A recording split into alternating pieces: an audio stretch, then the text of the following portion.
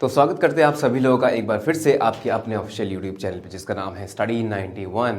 तो हम लोग सीरीज़ लेके आए थे प्रीवियस ईयर पेपर की और साथ ही साथ मॉडल पेपर्स की। और यहाँ पर इसी सीरीज़ में यहाँ पर देख सकते हैं क्या लिखा है, मॉडल पेपर नंबर 2 का डिस्कशन यहाँ पर करेंगे और जानेंगे कि कितनी आसानी से हम लोग क्वेश्चन कर सकते हैं। क्योंकि बच्चों जितनी ज़्यादा आप प्रैक्टिस करोगे उतना ज़्यादा परफेक्ट होते जाओगे। वो बात अलग है कि नोबडी इज़ परफेक्ट, लेकिन हाँ उतने अच्छे होते जाओगे। सो यहाँ पर पहले हमने देखा direction, read the following passage and answer the question asked below. तो जैसे पता चला वंस अपॉन ए टाइम, इसका मतलब ये एक कहानी बेस्ड पैसेज है। क्या होता है बच्चों, कहानी बेस्ड जो पैसेज होता है, स्टोरी बेस्ड, दो तरीके हैं। या तो जल्दी से आप कहानी पढ़ ले जाओ विद इन 2 मिनट्स, पॉसिबल है 2 मिनट के अंदर आप 2 या 3 पैराग्राफ की कहानी पढ़ सकते हो आराम से, आसानी से, कोई दिक्कत वाली बात नहीं। दूसरा तरीका ये है कि जो हमारा ऑर्थोडॉक्स तरीका है वो क्या है कि सबसे पहले हम लोग क्वेश्चंस पे जाएं, क्वेश्चंस में कीवर्ड ढूंढें और उनको हम लोग ढूंढने का प्रयास करें। लेकिन पढ़ने से एक फायदा दोस्तों ये मिल जाता है कि हमको पता होता है कौन सी चीज़ कहाँ पर मिलेगी। इसलिए दोनों चीज़ें अपने आप में अच्छी हैं, कोई दिक्कत वाली बात नहीं है। तो चलो क्वेश्चन को भी दिमाग में रख कर ही पढ़ना चाहिए और देखते हैं कि किस तरीके से हम लोग आंसर कर सकते हैं। थोड़ा सा लेंदी पैसेज लग रहा है, कोई दिक्कत नहीं। पहले क्वेश्चन पे आए हम लोग, लिखा हुआ है why did the old woman retain the golden plate. अब सीधी सी बात है कि हमें कहानी के बारे में कुछ भी नहीं पता है, सीधे सीधे हम क्वेश्चन पे आए और सीधे सीधे यहाँ पे क्या लिखा है, why did the old woman retain the golden plate. तो हमें एक कॉम्बिनेशन चेक करना है, कीवर्ड चेक करना है, कहां पर ओल्ड वुमेन और गोल्डन प्लेट की बात हो रही है। और साथ ही साथ ऑप्शंस को भी पढ़ लेंगे। She wanted to buy something in return she did not want to keep some, granddaughter told her to sell the plate, her husband used to trade. Alright, कोई दिक्कत नहीं। जल्दी से चलते हैं और देखते हैं, मैच कराने की कोशिश करते हैं कि कहां पर ओल्ड वुमेन है और कहां पर गोल्डन प्लेट की बात हो रही है। मुझे जब एग्जाम में ये रीडिंग कॉम्बिनेशन पैसेज या पैराजम्बल्स आपके आते हैं तो ऐसा नहीं है कि आपको बहुत बार स्क्रॉल डाउन करना पड़ेगा, आगे पीछे करना पड़ेगा, कोई दिक्कत वाली बात नहीं। इसमें क्या होगा कि बगल में पैसेज लिखा होगा इस टाइप से और एक एक क्वेश्चन में फिर से वो पैसेज आ जाएगा, तो बहुत ज्यादा दिक्कत आपको नहीं आने वाली। हाँ, अगर मान लो पैसेज अब आपका लेंदी हुआ तो 1-2 बार हो सकता है कि आपको शिफ्ट करना पड़े, कोई दिक्कत वाली बात नहीं, उतना तो करना ही पड़ेगा दोस्तों। These are some drawbacks of online examination, क्योंकि पहले ऑफलाइन हुआ करता था तो बुकलेट में ये सारी प्रॉब्लम नहीं होती थी, लेकिन अब से होने लगी हैं और एक्स्ट्रा टाइम हम लोग को मिलता नहीं है। लेकिन हाँ, वहां पे जो हम लोग बबल करते थे तो बबल में टाइम जाता था, वो टाइम यहाँ पे सेव हो जाता है। तो पढ़ते भाई, कहां पे ओल्ड लेडी और कहां पर गोल्डन प्लेट लिखा हुआ है। ये देखें, यहां से पढ़ें। There lived a poor old woman and her granddaughter in a house. Once the family had been affluent, but now a golden plate was the only expensive item left with them. The grandmother did not know that it was a golden plate. However, she had kept this plate because in the old days her husband used to eat from it. इससे खाया करता था, right? ये हमको मिल गया इसका answer. चलो देखते हैं, ऑप्शन मैच कराने की कोशिश करते हैं, क्या हमारा ऑप्शन मैच होता है।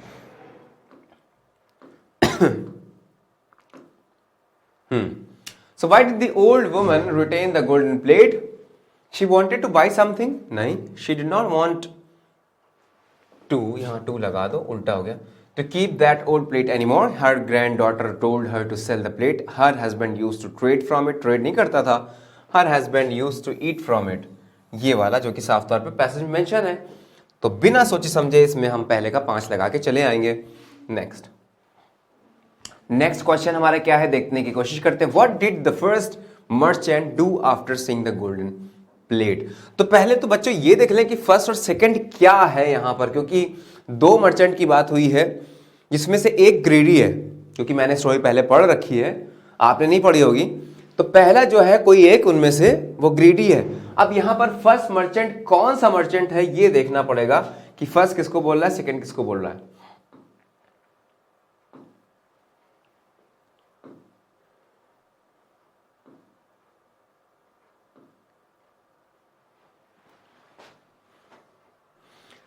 देखिए यहां पर मेंशन है the second merchant was greedy.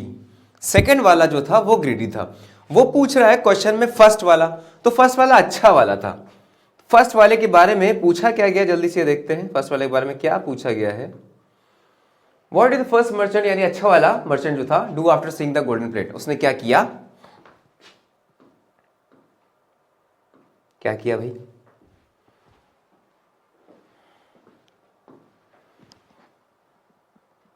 हाँ, यहाँ से the girl showed the plate to the merchant. As soon as the merchant took the plate in his hand, he came to know that it was of gold. He said, "This plate cannot be afforded by with whatever I have. This is a golden plate. I'm not rich enough." तो ग्रेडी वाला जो ग्रेडी था उसने नहीं बताया था कि ये गोल्डन प्लेट है। इसका मतलब ये अच्छे वाले मर्चेंट की बात हो रही है। तो उसने क्या किया, आगे पढ़े। The grandmother replied, but a merchant who came here a few moments ago, जो पहले आया था उसने फेंक दिया था ग्राउंड पे इस गोल्डन प्लेट को और बोला था कि इसके लिए तो आपको 1 रुपया भी नहीं मिलेगा। The merchant said it was worth nothing to him, उसने कहा कि मेरे लिए इसका कोई यूज नहीं है। If you value it, take the dishes you want to take. The little girl took some dishes of her choice, but the merchant was not satisfied with the offer, so he gave all the money and his wares to the old woman. जो कुछ उसके पास था और साथ ही साथ उसने money जो अपने पास रखा हुआ था वो सब कुछ उसको दे दिया। तो ये है अच्छे वाले मर्चेंट के बारे में। He gave some amount, नहीं, he said the merchant who came before him was right, वो right था नहीं, wrong था वो तो। He gave all his money and all his goods to the women in the return. हाँ, ये सही है। He made the old woman fool और ran, भाग गया। He took 8 pennies from the plate. नहीं भाई, प्लेट के लिए नहीं लिए थे, उसने ये बोला था, कहानी मेंशन है कि हमें वापस जाना है तो मुझे कुछ पैसा दे दीजिए ताकि मैं वापस शिप से चला जाऊं। तो ये वाला सही हो जाएगा। He gave all his money and all his goods to the old women in the return of that plate. Next आ जाते हैं। थर्ड वाला क्या है यहाँ पर, why did the greedy merchant move away angry from the old women's place, क्यों चला गया ग्रीडी वाला। The greedy merchant went back to the house of the old women. When he reached the desired house, he called up the girl and said, bring that plate and I will give you something for it. The grandmother replied from inside, "No, you considered the plate worthless, but another merchant has paid a huge price for it and taken it away. It is a golden plate." Thus, the greedy merchant got angry, देखो गुस्सा क्यों हुआ, and left the place. He cried, "Due to this other merchant, I have lost a small fortune." यानी कहने का मतलब ये है कि जो उसको मिलने वाला था, जो उसके फॉर्च्यून में था, उसके लक में था, वो उससे छिन गया क्योंकि उसने बहुत ही ज्यादा क्या दिखाया, लालच दिखाया। तो क्यों भाग गया गुस्से से? He thought that he could not make the old woman fool, ये नहीं होगा। He lost a fortune to take the golden plate, ये वाला सही होगा, दूसरा वाला, राइट? कोई दिक्कत समस्या यहां तक? कोई दिक्कत नहीं होनी चाहिए। He thought that the old woman and her granddaughter were very cunning, ऐसा नहीं सोचा। He could not sell the tin, he could not rob the, नहीं ऐसा कुछ नहीं होगा, बल्कि he lost a fortune to take the golden plate, वो उसने मौका गवा दिया, इसका मतलब सेकेंड वाला सही हो जाएगा। नेक्स्ट आ जाते हैं, लिखा हुआ, how did the first merchant get enough money for his living. तो कैसे उसको अच्छा खासा पैसा मिला, ये देखिए।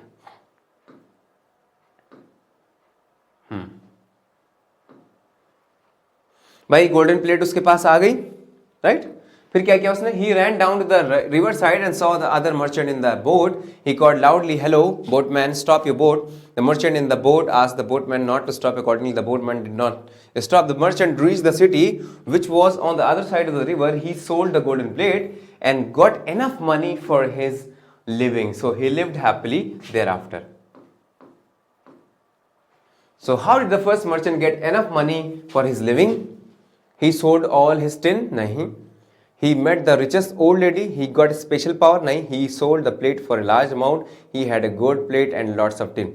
तो यहाँ पर ये वाला सही हो जाएगा क्योंकि गोल्डन प्लेट तो थी उसके पास, लेकिन lots of tin and brass wares नहीं था क्योंकि उसने वो ओल्ड लेडी को दे दिए थे। तो उसने अच्छे अमाउंट में वो प्लेट जाकर बेची थी, इसका मतलब 4 का 4 हो जाएगा। नेक्स्ट चले आते हैं, क्या लिखा है? Why did the greedy merchant call the old plate worthless. Greedy वाला जो था उसने क्यों कहा कि ओल्ड प्लेट जो है वो हमारी वर्थलेस है, उसकी कोई भी कीमत नहीं है, क्यों कहा? चलिए पढ़ते हैं क्यों कहा होगा।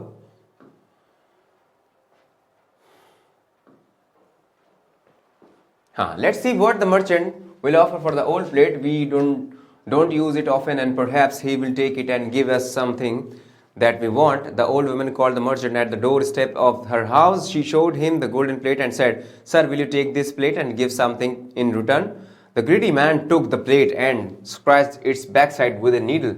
He found that it was a golden plate. He hoped that he would fetch it. देखो, he hoped that he would fetch it मतलब वापस से लेके जाएगा, पहले फेंक देगा फिर लेके जाएगा, fetch it without paying anything।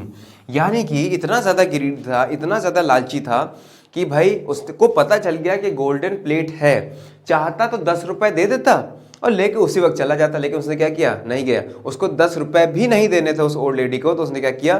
फेंक दिया उसको वहीं और कहा कि इसकी कोई भी वैल्यू नहीं, 1 रुपया भी नहीं दे सकते। और ये सोचा था कि मैं जब यहाँ से गुजरूंगा तो ये प्लेट वापस ले जाऊंगा, क्योंकि कोई इसे उठाएगा नहीं, ये समझ के कि एक पुरानी घिसी पिटी सी प्लेट है। तो he would fetch it without paying anything, क्योंकि वो कुछ भी नहीं देना चाहता था।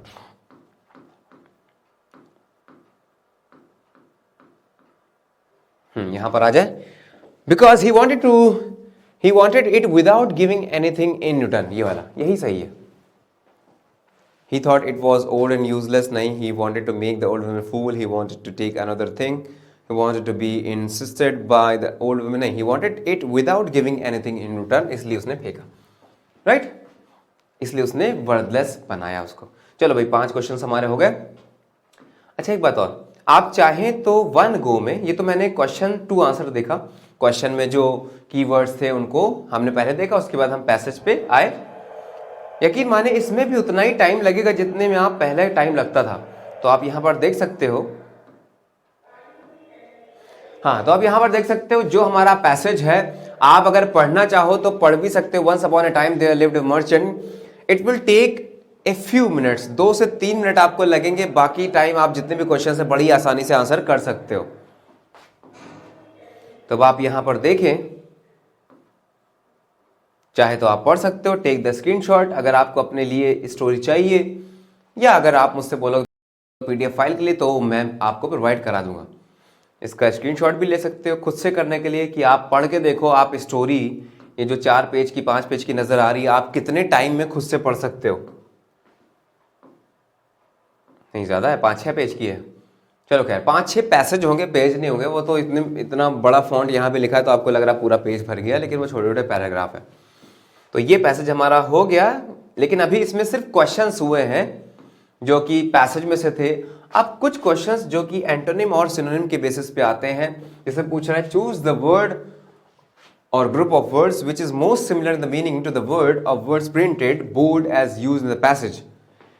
इंटरफेयर्स, एक जगह इंटरफेयर्स आया था, देखो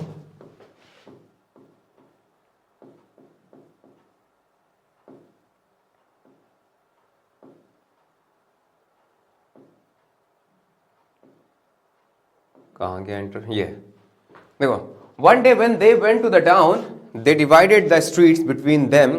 दोनों मर्चेंट ने कहा कि भैया तुम मेरी गली में नजर नहीं आना, अब से हम लोग अलग अलग बेचेंगे अपना सामान।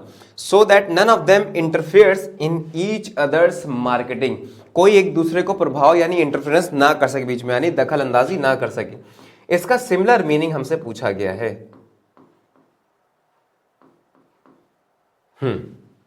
तो इंटरफेयर का सिमिलर मीनिंग स्टॉप कर देना, रोकना हो जाता, सीज भी रोकना हो जाता, फिनिश, टर्मिनेट भी नहीं आएगा, मेडल्स आएगा, यानी कि दूसरे के काम में कुछ ना कुछ क्या करना, टांग अड़ाना, पंगा लेना, किसी से दखल अंदाजी करना, उसको उसके लिए भी एक वर्ड होता है मेडल, तो यही आ जाएगा। अदरवाइज टर्मिनेट, देखो स्टॉप हो गया, सीज करना, फिनिश करना, टर्मिनेट करना, सब एक जैसे वर्ड हैं जिनका मतलब रोकना होता है। रोकना, इंटरफेरेंस का मतलब रोकना नहीं होता कि आप जरूरी नहीं कि आप रोक ही दो, यानी कि आप किस चीज में दखल अंदाजी कर रहे हो, ये हो जाएगा मेडल।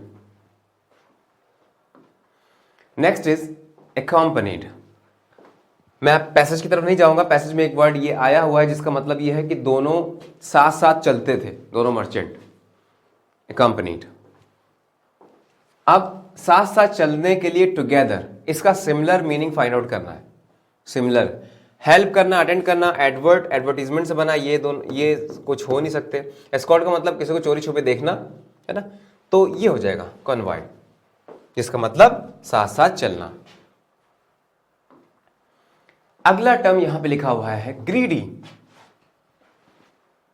ग्रीडी, और हमें इसका सिमिलर वर्ड यानी कि लालची फाइंड आउट करना है। हंग्री नहीं हो सकता।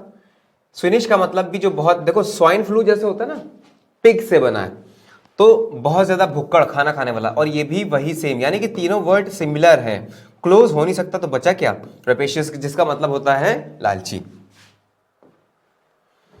अब क्या करना है? Choose the word group of words which is most opposite in the meaning. Affluent, चलो देखते हैं, इसको देख लेते हैं कहां पर पैसेज में यूज हुआ है। चलो भाई, कहां गए अफ्लुएंट वर्ड, जल्दी से नजर आओ। हाँ, ये यहां से पढ़ो। People came out of their homes and traded with them. There lived a poor old woman and her granddaughter in a house. Once the family had been affluent, but now a golden plate was the only expensive item left with them. कहना ये चाह रहा, कुछ ऐसा अंदाजा लग रहा है कि पहले अच्छी हुआ करती थी, यानी कि रिच हुआ करती थी फैमिली, जिसके पास कुछ ना कुछ पैसा हुआ करता था, लेकिन अब उसके पास सिर्फ एक चीज बची है, जो कि है गोल्डन प्लेट। राइट, तो यहां पर मीनिंग आ रहा है रिच का, तो हमें इसका ऑपोजिट ढूंढना है, जो कि हो जाएगा जिसके पास पैसा ना हो, यानी गरीब, पुअर। तो पुअर के लिए कौन सा वर्ड हमें यूज करना है, ये देखिए।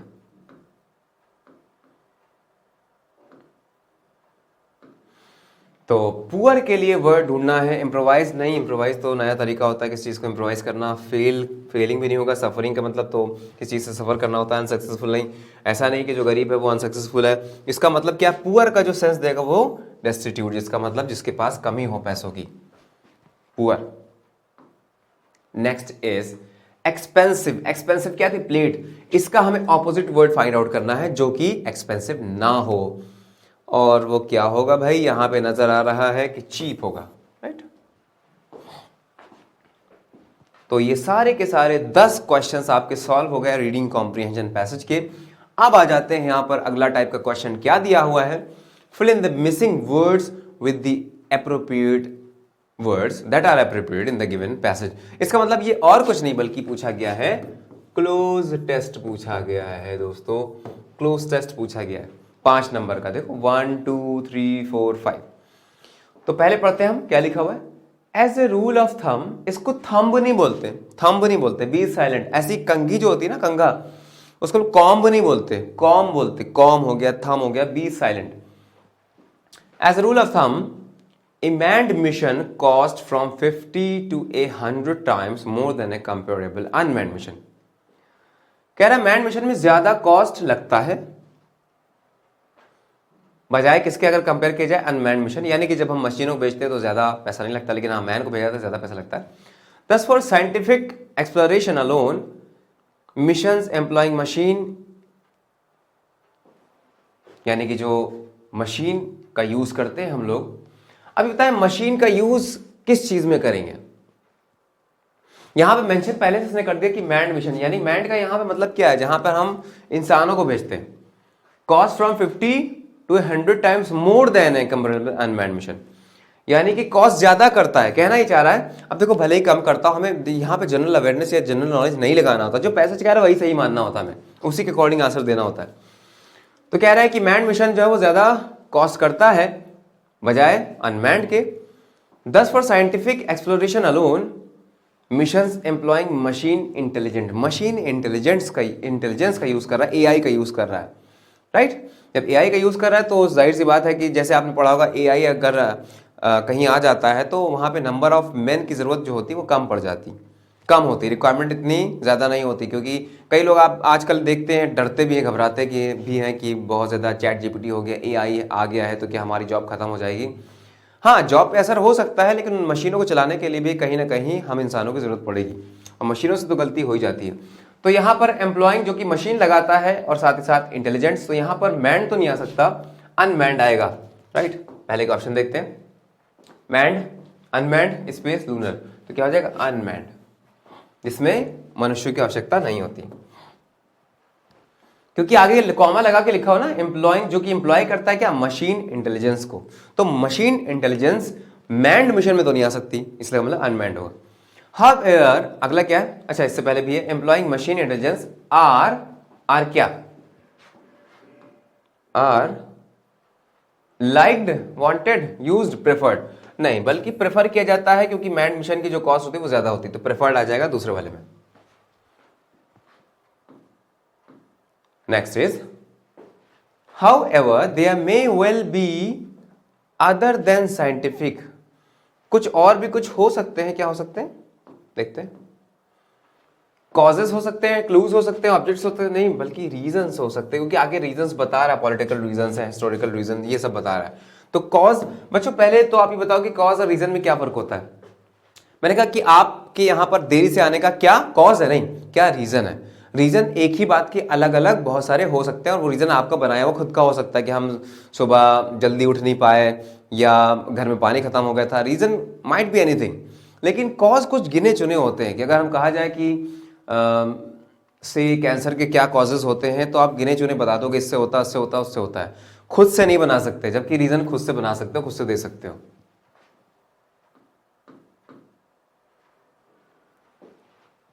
So there may well be reasons other than scientific, देखो other than scientific reason होता है ना, other than scientific for exploring, क्या एक्सप्लोर करना है भाई, क्या एक्सप्लोर करते हैं, मून, सन, स्पेस, मिशन, नहीं मिशन की तो बात ही कर रहा है, इसलिए क्या क्या एक्सप्लोर करेंगे, स्पेस को।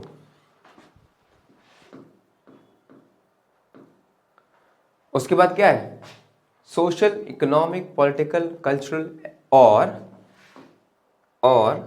हर तरीके का पहलू उसने गिना दिया। कैजुअल नहीं होगा, हिस्टोरिक भी नहीं हो सकता, अलग सेंस में जा रहा है, हिस्टोरिक हो सकता है, सॉरी हिस्टोरिक हो सकता है, हिस्टोरिकल हो सकता है। अब मुझे बताओ हिस्टोरिक और हिस्टोरिकल, क्योंकि दोनों एडजेक्टिव्स हैं, दोनों के मीनिंग में क्या डिफरेंस है बताएं। यहां पर आएगा हिस्टोरिकल, जो कि इतिहास से संबंधित होता है, हिस्टोरिकल, जबकि हिस्टोरिक ऐसी जो प्रमुख या हमारी जो कह दे कि इंपॉर्टेंट ऐतिहासिक जो चीजें होती हैं, जो इंपॉर्टेंट चीजें होती हैं पास्ट की, उनके लिए हम लोग हिस्टोरिक कह सकते हैं। अदरवाइज इतिहास की कोई भी चीज की अगर हम बात करें, चाहे वो पॉपुलर हो चाहे ना, उसके लिए हम लोग हिस्टोरिकल वर्ड का ही यूज करते हैं। ये डिफरेंस होता है, आप चाहो तो गूगल पे सर्च करके भी देख सकते हो। नेक्स्ट, अब यहां से क्वेश्चन शुरू हो रहे हैं, choose the one which is grammatically correct sentence. 4 sentence यहां पे दे दिया, आपका काम मुश्किल कर दिया, क्योंकि आमतौर पे क्या होता है कि एक सेंटेंस होता है, कई पार्ट्स में डिवाइडेड होता है, कौन से पार्ट में एरर है ये बताना होता है, लेकिन यहां पर दोस्तों कुछ अलग ही कहानी चल रही है। यहां पर क्या कर दिया इन लोगों ने, कहा कि choose the one which is grammatically correct sentence, इनमें से जो करेक्ट है वो फाइंड आउट करना है, यानी कि बाकी 3 इनकरेक्ट है। देखते हैं कौन कौन से इनकरेक्ट है। मच पेन्स नहीं, मैनी पेन्स है ना, और मैनी पेन्स हैव बीन, तो पहला तो गलत हो गया। Neither of the main were toll, neither of the main, 2 में से एक की बात होती तो यहां पर वॉज आना चाहिए, ये भी गलत हो गया। The jury was divided in their opinions, अगर वो डिवाइडेड थे तो यहां पर वर लगेगा, नाउन में पढ़ा होगा, नहीं पढ़ा तो मैं पढ़ाऊंगा। I found out that he was guilty, ये बिल्कुल सही नजर आ रहा है, इसका मतलब जो सही सेंटेंस हमारा है वो सी है। नेक्स्ट पे आ जाते हैं, फिर लिखा है choose the one which is grammatically incorrect. अब क्या करना है, इनकरेक्ट फाइंड आउट करना है, इसका मतलब 3 सही है, 1 गलत है, वो जो गलत है वही वाला बताना है। His employer often finds fault with him, ये सही लग रहा है। He has wound up his watch, ये भी सही लग रहा है। Children like rather to eat chocolates instead of इसमें थोड़ी गड़बड़ी लग गई। He is senior too but less efficient than me, ये बिल्कुल सही लग रहा है। अब जो गलती आ रही बच्चों, वो children like rather to eat chocolates than, rather के साथ than लगता है, instead of नहीं लगता ना।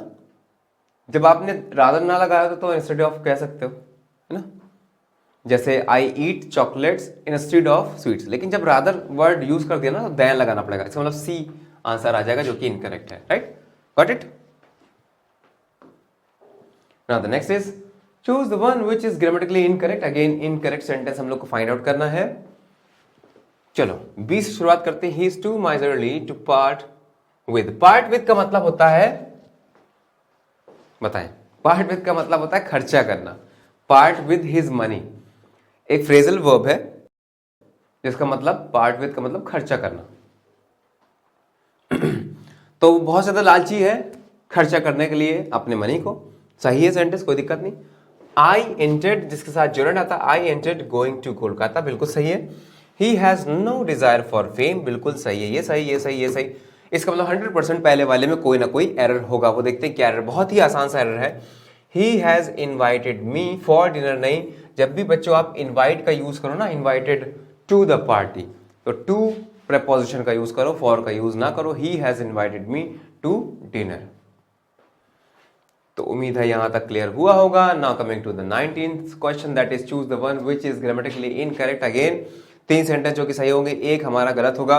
पहला पढ़ते हैं, why did you absent yourself from your classes. आपको पता होना चाहिए कि एब्सेंट और प्रेजेंट होते तो एडजेक्टिव हैं। जैसे मैंने कहा कि आप कल क्यों एब्सेंट थे, so why were you absent yesterday. लेकिन हम इसको एक वर्ब की तरीके से भी यूज कर सकते हैं। जैसे कि मैंने अपने आप को एब्सेंट किया, तो क्या बोलेंगे, I absented myself from the class, right.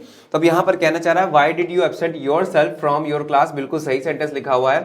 He एक्विज्ड in my proposal, क्या होता है, इसका मतलब होता है मानना किस चीज को, विदाउट एनी आर्ग्यूमेंट, यानी अग्री कर जाना। तो और इसके साथ इन प्रीपोजिशन जाता है। बच्चों ये याद रखना, अगर प्रीपोजिशन के चैप्टर में अगर ये आ जाए, ऐसा क्वेश्चन मिल जाए कि इस वर्ड के साथ कौन सा प्रीपोजिशन जाएगा, तो इन लगाना। इसका मतलब ये भी सही है। इसके बाद eggs are sold by a dozen, ये गलत है। रीजन क्या है कि जब भी हम किसी चीज को उसके यूनिट में मापते हैं या नापते हैं, मेजरमेंट करते हैं, तो हमेशा हम बाय लगा के आर्टिकल दा का यूज करते हैं। जैसे कि अगर हम कहें कि कपड़ा जो होता है वो मीटर में बेचा जाता है या बिकता है, तो क्या बोलेंगे कि cloth is sold by the metre, by the metre. फिर अगर हम कहते हैं कि ऑयल जो है वो लीटर में बेचा जाता है, बिकता है, तो क्या बोलेंगे, oil is sold by the litre. तो यहां पर eggs are sold by the dozen, दर्जन में बिकता है, राइट। तो इसका मतलब यहां पर दा आएगा। ये गलत सेंटेंस था, हमें गलत ही फाइंड आउट करना है। ये हमारा सही हो जाएगा, बाकी ऑप्शन गलत हो जाएंगे। The captain with his soldiers was यहां पर किसके लिए आया है, कैप्टन के लिए, क्योंकि विद से कनेक्टेड है। जब कोई दो सब्जेक्ट विद से कनेक्टेड हो, अलोंग विद से एज वेल एज से, तो हमेशा फर्स्ट सब्जेक्ट के अकॉर्डिंग वर्ब को प्लेस करते हैं। ये मैंने आपको पहले बताया था सब्जेक्ट वर्ब अग्रीमेंट के चैप्टर में, अगर आपको याद हो तो, ठीक है। तो पहले वाले के अनुसार यहां पर वॉज आ गया, इसका मतलब ये भी सही सेंटेंस था। हमें फाइंड आउट क्या करना था, गलत वाला ये था, इसलिए ये सही आंसर हो गया और ये गलत आंसर हो गया। नेक्स्ट आ जाते हैं, choose the one which is grammatically incorrect sentence. कह रहा है कि ऐसा सेंटेंस अगेन जो कि इनकरेक्ट हो। चलो देखते हैं, यहां शुरू करते हैं। He need not come to me, उसे मेरे पास आने की आवश्यकता नहीं है। He need not come to me, यहां पर नीड आया है, एक मॉडल वर्ब की तरीके से आया है, जिसमें हमने जैसे can not, should not, may not, my not वैसे यूज करते हैं, वैसे ही need not come to me. हालांकि हम ऐसे भी इसको कह सकते थे कि he does not need to come to me, तो भी सही होता, और ये भी सही है। ये सेंटेंस हमारा नो एरर है, यानी करेक्ट है। हमें फाइंड आउट क्या करना है, incorrect. He accompanied me to the park, ये भी सही है, नो एरर, ठीक है। Next, never have I heard of such a thing, इसमें लगा है बच्चों रूल ऑफ इन्वर्जन, यानी कि अगर आप किसी बात को जोर देके बोलते हो तो आप एडवर्ब को शुरुआत में लेके आते हो। जैसे इस सेंटेंस को अगर नॉर्मली बोलते तो हम ये कहते कि I have never heard of such a thing, लेकिन मैंने क्योंकि यहां पर नेवर को आगे लिया है तो आपको रूल ऑफ इन्वर्जन लगाना पड़ेगा, जो कि आप एडवर्ब के चैप्टर में पढ़ोगे, जिसमें बात ये होती है कि अगर नेवर हो गया या हार्डली स्कैर्सली वर्ड हो गया, नो सूनर हो गया, अगर ये पहले आ जाते हैं सेंटेंस में तो इसके तुरंत बाद आपको हेल्पिंग वर्ब लगानी पड़ती है। तो never have I heard of such a thing बिल्कुल सही सेंटेंस है, इसका मतलब नो एरर इसमें भी हो जाएगा। So we are left with only one option, that is he reached to his destination. आपको लग सकता है कि सर ये तो सेंटेंस बिल्कुल सही नजर आ रहा है, लेकिन ये गलत है, क्योंकि रीच एक ऐसी वर्ब है जिसके साथ हमें कोई भी प्रेपोजिशन का यूज नहीं करना होता। जी हाँ दोस्तों, जो लोग करते हैं वो गलत करते हैं। जैसे मैंने कहा कि I reached at the station, गलत है। I reached the station, simply जैसे आई एंटर्ड, इनटू नहीं, I entered my classroom, I reached the destination, to लगाने की जरूरत इसमें या एट लगाने की जरूरत नहीं है, तो सिंपली क्या कहेंगे, ही रीच्ड हिज डेस्टिनेशन। इसका मतलब इसमें गलती थी, हमें यही फाइंड आउट करना था, इनकरेक्ट वाला, ये हमारा टिक करके इसको चले आएंगे। नेक्स्ट अब क्या है भाई, डायरेक्शन में लिखा है फिल इन द ब्लैंक्स, रिक्त स्थानों की पूर्ति करो। चलो देखते हैं, पहला क्या लिखा है, ही कॉन्ग्रेचुलेट यू, नहीं ही नहीं लिखा हुआ है, मेरी आंखों क्या हो गई, चश्मा लगाना पड़ेगा। I congratulate you for your success, in your success, at your success, क्या आना चाहिए। कई लोग कह रहे हैं यहां पर फॉर आएगा सर, क्योंकि ऐसे तो बोलते हैं कि सक्सेस के लिए मैंने उसे कॉन्ग्रेचुलेट किया, लेकिन मैं आपको बता दूं कि कॉन्ग्रेचुलेट हो गया, ये जो वर्ड है ना, या कॉम्प्लीमेंट हो गया, इनके साथ कभी फॉर नहीं लगता है, ऑन लगता है, फॉर नहीं लगेगा बच्चों, on. I congratulate you on your success, अगर याद नहीं तो याद कर लो, कॉम्प्लीमेंट और कॉन्ग्रेचुलेट के साथ हमेशा ऑन प्रपोर्शन जाता है। Next, hundreds of people die malaria in villages, जब किसी की मृत्यु होती है किसी डिजीज से, किसी डिजीज से जब किसी की मृत्यु होती है तो हमेशा ऑफ लगाते हैं, डाई ऑफ। जबकि other than that reason, other than disease, जैसे कोई घाव हो गया, वुंड हो गया, कट हो गया, पेन हो गया, या हार्ट अटैक हो गया, जब इनसे जान चली जाए तो फ्रॉम का यूज करते हैं, डाई फ्रॉम। यहां पे एक कॉन्सेप्ट बहुत अच्छा समझ में आया जो कि एसएससी और बैंक के दोनों के एग्जाम में बहुत ज्यादा पूछा जाता है। So hundreds of people die of malaria in villages. अब बात करेंगे नेक्स्ट की, तो बच्चों आप लोग ट्राई करो कि नेक्स्ट वाले में क्या आना चाहिए, पहले आप लोग ट्राई करो फिर मैं बताता हूं। Would you mind on the light, would you mind, जब भी हम लोग माइंड वर्ड का यूज करते हैं, I do not mind, to go there नहीं, गोइंग देयर कहते हैं, जुरेंड आता है। माइंड के साथ हमें हमेशा जुरेंड की आवश्यकता होती है। जुरेंड का मतलब होता है वर्ब में आईएनजी फॉर्म, यानी वर्ब की फोर्थ फॉर्म। वर्ब की फोर्थ फॉर्म कहां पर लिखी हुई है, would you mind switching on the light, switching आ जाएगा भाई। जब हम नॉन फाइनाइट वर्ब्स पढ़ाएंगे इन्फिनेटिव पार्टिसिपल जुरेंड तब बताएंगे। Next, she is mother of 2 daughters। Of लगाने का मतलब ये कनेक्टेड है, स्पेसिफाइड है। जब भी कोई नाउन, देखो भाई आर्टिकल आता है नाउन के लिए सिर्फ, और कहां पर आर्टिकल द आता है, जब हमारा कोई नाउन स्पेसिफाइड होता है, स्पेसिफिक होता है, सर्टेन होता है, जाना माना होता है, जाना पहचाना होता है, जिसे हम और आप जानते हैं, तो उसके लिए क्योंकि ऑफ 2 daughters कनेक्टेड है, कनेक्ट कर रहा है, स्पेसिफाई कर रहा है, इसलिए द लगा देंगे। Is the mother of 2 daughters। Next आ जाते हैं, इसके बाद क्या है भाई पिटारे में, देखते हैं। हाँ, अब 2 टाइप का फिलर आ गया, यहां पे 2 वर्ड जाएंगे। The traditional practices of yoga lay great on the importance of in pranayama. Pranayama में किस चीज की इंपॉर्टेंस होती है, एक्सरसाइज की नहीं, यहां से दोनों मिलाओ। प्राणायाम में किस चीज की इंपॉर्टेंस होती है, एक्सरसाइज की, कंट्रोलिंग की, बॉडी की, यानी बॉडी की जरूरत पड़ेगी, बॉडी के बिना थोड़ी करोगे। कंट्रोलिंग की जरूरत होती है, नहीं भाई ऐसा क्या चीज कंट्रोलिंग करते हो। गेम्स की जरूरत होती है, नहीं ये बिल्कुल गलत हो गया। ब्रीदिंग की जरूरत है, सांस लेने की बहुत ज्यादा जरूरत होती है। कहते हैं कि सांस छोड़ो, कुंभक रेचक, पता नहीं क्या क्या होता है, सांस छोड़ो और उसको मेंटेन करो, उसके बाद निकालो। ये प्रक्रियाएं कुछ कहलाती हैं जब भी हम योगा या प्राणायाम की बात करें।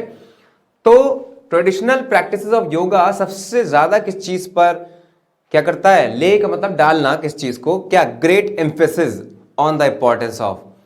एम्फेसिस का मतलब क्या, हाईलाइट करती हैं। एम्फेसिस का मतलब किस चीज को हाईलाइट करना, जोर देना। तो जोर देते हैं किस पर, एम्फेसिस करते हैं on the importance of breathing in pranayama. और कोई नहीं हो सकता, स्ट्रेस पर नहीं करेंगे, ले ग्रेट स्ट्रेस ऑन, स्ट्रेस नहीं डालेंगे, फेथ नहीं डालेंगे, मोशन नहीं, स्ट्रेंथ नहीं डालेंगे। इसका मतलब क्या होगा, एम्फेसिस। ए वाला हमारा सही हो जाएगा, जिसमें एम्फेसिस और ब्रीदिंग। अब last but not the least, इसको क्या करना है बच्चों, अरेंज करना है। लग रहा है कि जैसे बहुत आसान हो। देखो, when I was preparing for my final exams, I decided to study only one subject at a time. I noticed that I could learn something way faster if I immersed myself in it for a few days. Real success happens when we focus on one thing at a time. Most of my peers studied multiple subjects a day, and I only moved on to the next when I fully grasped the material. ऐसा लग रहा है कोई भी ऐसा word नहीं जो समझ में ना आ रहा हो, सारी कहानी क्लियर है। लेकिन सर सवाल इस बात का कि अरेंज कैसे करें, कौन सा सेंटेंस पहला होगा। तो बच्चों में बता दूं, सेंटेंस वही पहला होगा जो किसी से कनेक्टेड नहीं होगा, अपने आप में स्वतंत्र सेंटेंस होगा, और साथ ही साथ उसमें एक जनरल बात हो रही होगी सभी के लिए। क्योंकि क्या होता है ना, कोई भी एक नया सब्जेक्ट मैटर हम शुरू करते हैं एक जनरल बात से, फिर उसके बाद उसके एग्जाम्पल लेते हैं या चीज़ों को कनेक्ट करते हैं किसी इंसान से। तो पहला जो नजर आ रहा है कि व्हेन आई वॉज, आई से कनेक्टेड, आई नोटिस ये भी कनेक्टेड है, मोस्ट ऑफ माई पीयर्स माई से कनेक्टेड है, एंड हो नहीं सकता। तो ये हमारा पहला हो जाएगा सी, जिसमें लिखा है real success happens when we focus on one thing at a time. एक जनरल वे में एक बात कही गई कि real success happens when we focus on one thing at a time, एक समय में एक ही चीज को फोकस करना होता है। ठीक है, उसके बाद कौन सा सेंटेंस आना चाहिए आप ये बताएं। अब जब हम एक चीज को one thing at a time, one thing at a time को कहीं से रिलेट करो, ये आना चाहिए। When I was preparing for my final exams I decided to study only one subject at a time. देखो एट ए टाइम से clear हो ना, one thing one at a time, इसका मतलब सी के बाद आएगा ए, फिर उसके बाद हम लगाएंगे। अभी देखो, अभी आपको ये लगाने की जरूरत नहीं कि most of my peers studied, या आप ये कह दो कि I notice that I could learn something way faster if I immerse myself in to for a few days. नहीं, अगर आप मान लो ये तीसरा यहाँ पे लगा भी दो, फिर और कह दो कि most of my peers studied multiple subject a day, फिर लास्ट में ये बच जाएगा and I only moved on. अभी आई की बात कर रहे हैं तो आई की बात ही चलने दो भाई, कि when I was preparing for my final exams I decided to study only one subject at a time. उसके बाद नोटिस तो बात में करेगा क्योंकि यहां पर क्या है, one subject at a time, उसके बाद ये आना चाहिए and I only moved on to the next. देखो one subject and on to the next when I fully grasps the material, इसका मतलब इसके बाद आना चाहिए ई। आई के बारे में अब देखो एक और चीज, अब हमने बता दिया एग्जांपल इसके कि जब एक सब्जेक्ट एक टाइम पे पढ़ते हैं तो उससे क्या होता है, उसका क्या असर दिखाई देता है कि मैंने नोटिस किया, आई नोटिस्ड, ये आना चाहिए आई notice that I could learn something way faster if I immersed my self in it for a few days. अगर मैं कुछ दिनों तक ऐसा करता हूं तो मैं आसानी से चीजों को याद कर सकता हूं।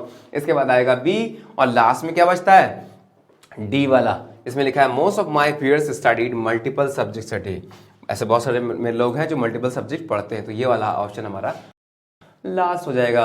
कैसे पता चला, एक सब्जेक्ट मैटर से स्टार्ट किया, फिर उसके बाद उससे आई से रिलेटेड जो कि एग्जांपल्स थे वो आई से वाले सारे एग्जांपल दिए, और आई वाले जितने सेंटेंस थे कनेक्ट कर दिए। क्या होता है ना, अगर एक इंसान के बारे में बात हो रही तो पहले उस इंसान के बारे में बात खत्म हो जाए, तो उसके बाद तीसरे या दूसरे इंसान के बारे में बात शुरू करेंगे। इसलिए यहाँ पर हमने लास्ट में रखा कंक्लूजन के तौर पर कि most of my peers studied multiple subjects a day. तो उम्मीद है बच्चों यहाँ तक समझ में आया होगा। अगर नहीं समझ में आया है take the screenshot and send me, और मुझसे पूछो कमेंट बॉक्स में कि सर इसको मुझे फिर से बता दीजिए, कि मेरा मानना है कि ये वाला सेंटेंस पहले भी तो आ सकता है सर, हो सकता है आपका कुछ सोच हो इसमें, तो मैं जानना चाहता हूं कि आपकी इसमें क्या सोच है, और जैसा भी आपको लगता है मुझे कृपया करके बताएं, तभी मैं आपकी सोल्यूशन बता सकता हूं, आपकी समस्या का सोल्यूशन। तो इसी के साथ अपनी वाणी को विराम देते हुए आज के लिए इतना काफी है। सारे क्वेश्चंस मैंने यहाँ पे डिस्कस कर लिए। अब जो भी पूछा जाएगा पहला दूसरा तीसरा चौथा आप बखूबी इसमें बता लोगे, क्योंकि मैंने आपको ये ज्ञान दे दिया कि यहाँ पर सीक्वेंस ये होना चाहिए। तो मिलेंगे अगले लेक्चर में कुछ नया लेके, तब तक लिए tata bye bye, take care, और हमेशा की तरह जय हिंद।